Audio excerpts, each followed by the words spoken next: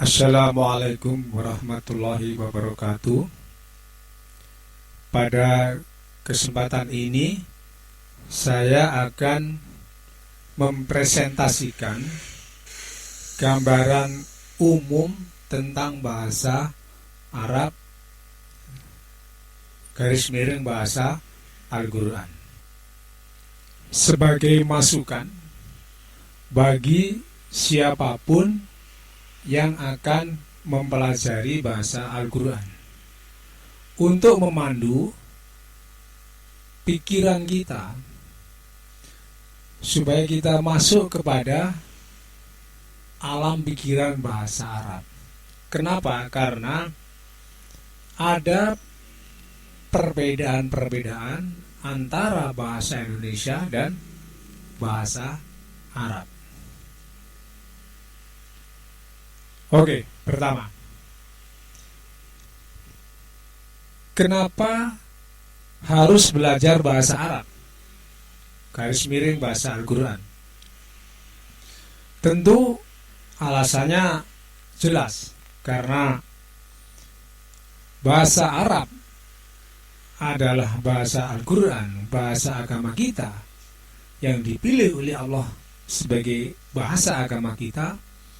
Maka setidaknya kita sebagai umat Islam, kalaupun tidak pandai bahasa Arab, minimal tidak nol, minimal tahu sedikit-sedikit lah.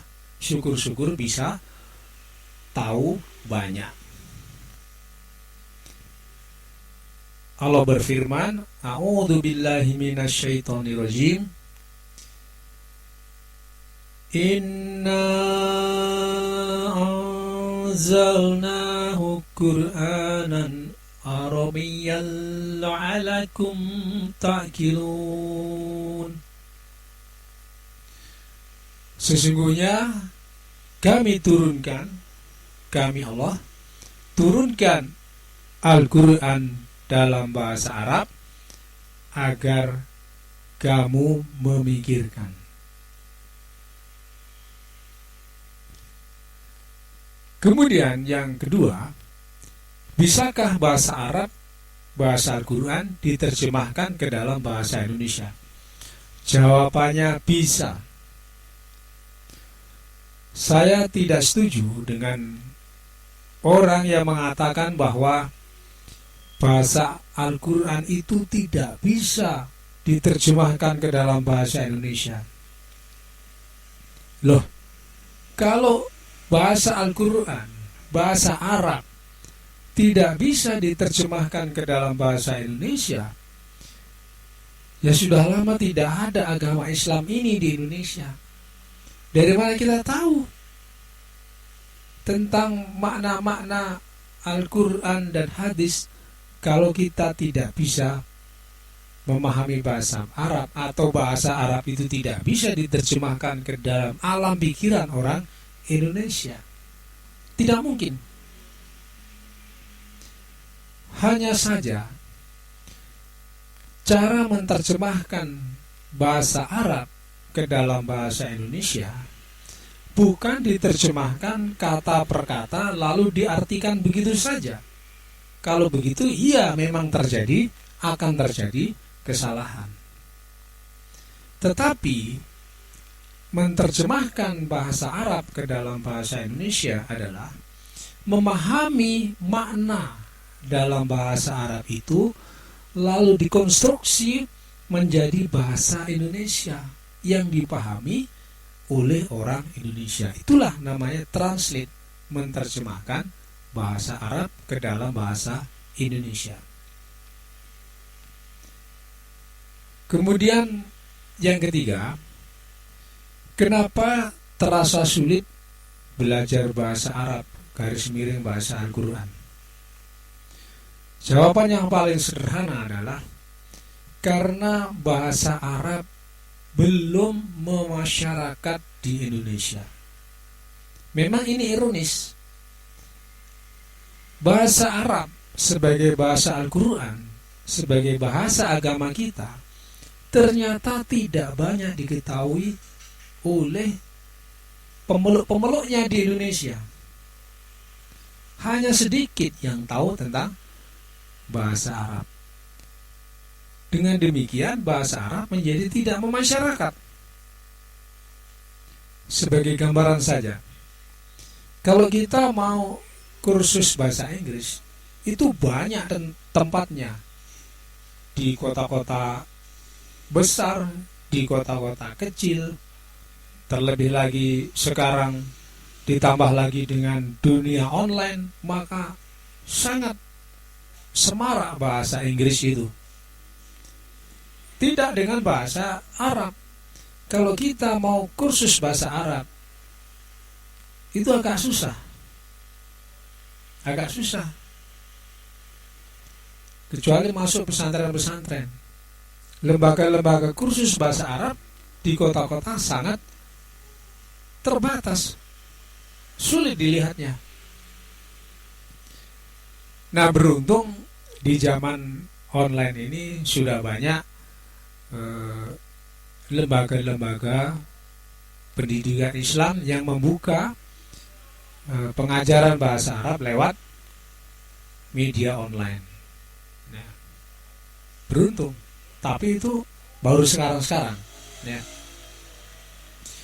Kemudian yang lain lagi, bagi yang mau belajar bahasa Arab, jangan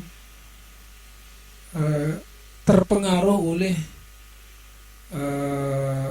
propaganda misalnya 10 jam bisa bahasa Al-Quran, 20 jam bisa bahasa Al-Quran, 20 jam bisa menerjemahkan bahasa Al-Quran. Kalau menurut saya jangan terpengaruh oleh itu. Yang namanya belajar bahasa ya harus sabar. Memang harus sabar.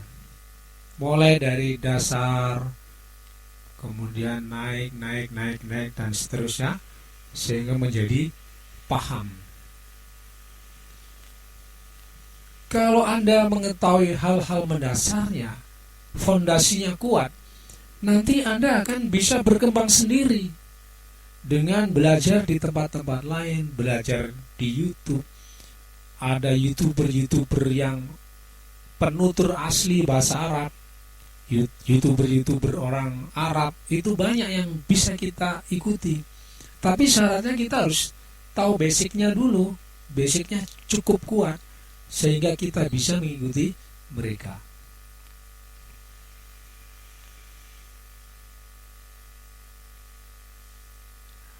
Nah, sedikit agak masuk ke dalam sebagai gambaran kita, apa sih komponen penyusun bahasa Arab?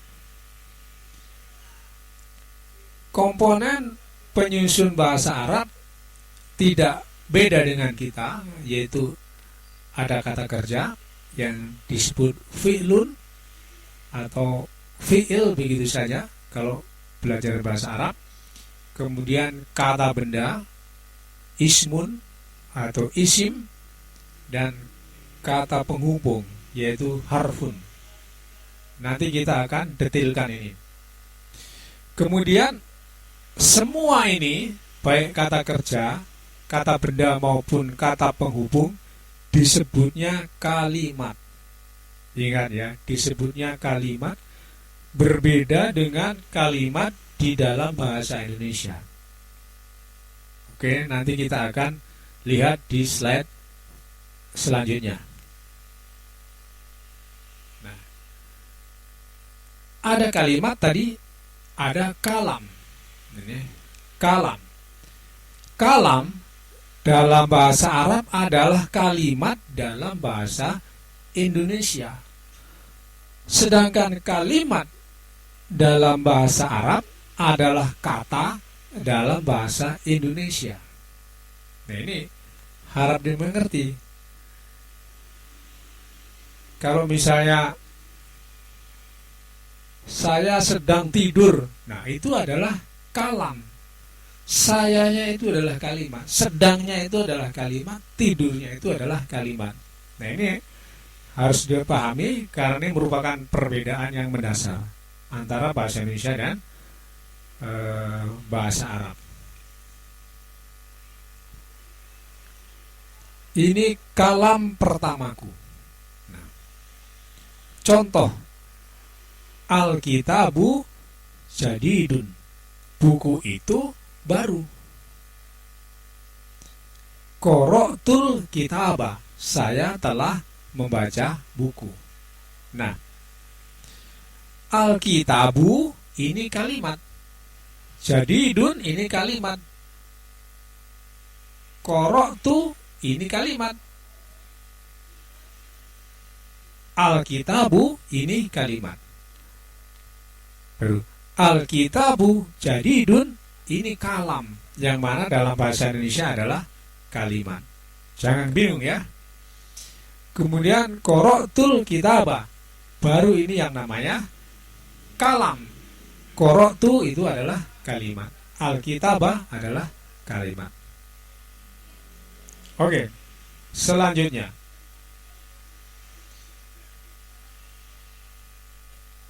perbedaan antara bahasa Arab dengan bahasa Indonesia. Nah, di dalam bahasa Indonesia, kata kerja, kata benda, dan jenis kata-kata yang lain tidak pernah berubah. Maksudnya tidak pernah berubah dalam struktur kalimat, siapapun yang menggunakan, dan kapanpun digunakan. Sementara dalam bahasa Arab, kata kerja berubah bentuk bergantung pada waktu dan siapa penggunanya. Kata benda berubah mengikuti jenis dan jumlahnya, dan bunyi akhir kata benda maupun kata kerja berubah sesuai posisi di dalam kalimat. Ini yang kita perlu pahami, bahwa nanti kita akan berhadapan dengan hal-hal yang semacam itu. Contoh misalnya dalam bahasa Indonesia, saya pergi ke pasar, ibu pergi ke pasar, dia pergi ke pasar, kamu pergi ke pasar. Pergi, kata pergi itu sama saja, tetap aja pergi. Nah, dalam bahasa Arab, kata pergi itu berubah-ubah nanti tergantung siapa yang menggunakan, laki-laki atau perempuan, satu orang atau banyak orang, kapan, sekarang atau sudah lampau. Nah, itu akan berubah, yang nanti detailnya akan kita bicarakan pas pembicaraan detail. Nah, perubahan kata itu ya, yang perubahan kata kerja misalnya digunakan untuk satu orang, digunakan untuk orang laki-laki, digunakan untuk dua orang atau banyak orang, itu berubah-ubah. Nah, perubahan-perubahannya itu dibahas dalam ilmu tersendiri, yaitu ilmu shorof. Jadi yang harus kita pelajari untuk mengetahui bahasa Arab itu sebetulnya garis besarnya ada dua, yaitu pelajaran shorof, yaitu pelajaran yang membahas perubahan kata, dan nahwu yang membahas tentang kalam itu. Sekian saja pendahuluan dari saya tentang apa dan bagaimana bahasa Arab. Saya berharap bisa memberikan inspirasi kepada kita semua yang mau belajar bahasa Arab, dan semoga perbedaan-perbedaan itu kita sadari sejak sekarang, sehingga nanti ketika kita mempelajari hal-hal yang detail tidak kaget lagi. Demikian, terima kasih. Wassalamualaikum warahmatullahi wabarakatuh.